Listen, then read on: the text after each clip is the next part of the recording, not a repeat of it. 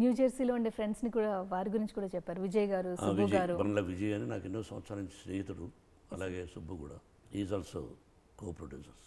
And Thaman గారు చేసినటువంటి సంగీతంలో ఇప్పటి వరకు ఒక రకంగా ఉంటే ఈ సినిమాలో చాలా చాలా చాలా కొత్తగా అద్భుతంగా ప్రతి పాట మనసుకి హత్తుకునే విధంగా ఉంది. తమన్ మంచి మ్యూజిక్ ఇచ్చాడు, కానీ అమ్మ చూడు ఇక్కడే వస్తుంది సాహిత్యం. సార్ తప్పులేదో చెప్తారని చెప్పాలి, తెలుసుకోవాలి.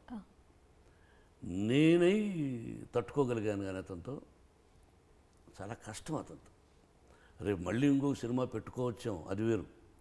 Talented fellow, same thing lazy fellow. వాళ్ళ మదరు నేను టీచర్గా ఉన్నప్పుడు కేసరి స్కూల్లో చదువుకున్నది, సావిత్రి అని. వాట్ ఏ వండర్ఫుల్ గర్ల్ అప్పుడు, what a wonderful women. She's a Sai భక్తురాలు, చాలా మంచిది ఆవిడ. నేను ఒకరోజు రికార్డింగ్ చదువుతుంటే వచ్చి ఒక మంచి సాయినాథుని పాట పాడేసి వెళ్ళింది. ఆ రోజే అనుకున్నాను ఈ పిక్చర్కు సూపర్ హిట్ అని.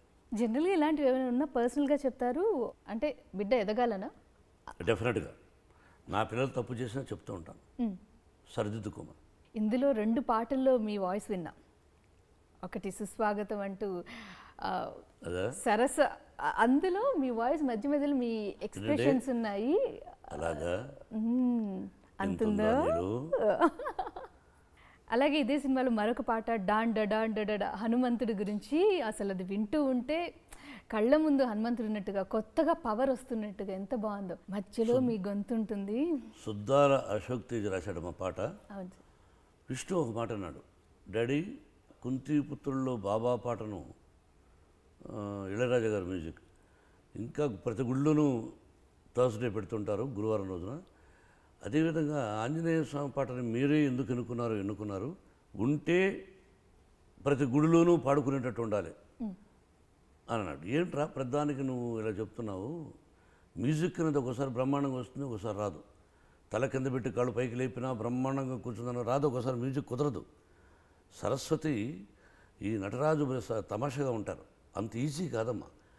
ఎంతో బ్రహ్మాండంగా మ్యూజిక్ కూర్చుంటాం, ఒకసారి నువ్వు 5-6 రోజులు కూర్చున్నా ఒక పాట రాదు, ఒకసారి కూర్చున్న వెంటనే వచ్చేస్తుంది మ్యూజిక్ డైరెక్టర్ కూడా ట్యూన్.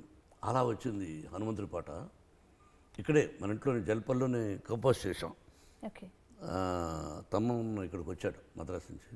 దానిలో ఒక శ్లోకం ఉంటే బాగుంటుందని అనిపించింది, అది నేనే పాడితే బాగుంటుంది అన్నారు. అంతా చూసుకున్న తర్వాత గణేశాచార్య ఈ పిక్చర్లో చేశాడు ఆ సాంగ్. అద్భుతం మిస్టర్ మోహన్ బాబు గారు, ఆయన హిందీలో మాట్లాడారు, అలాగే ఉంచేసిండు అన్నాడు. చాలా ఎక్కువ ఖర్చు పెట్టాం, రోమాలు నిక్కబడవాలి ఆ పాటగా మాత్రం.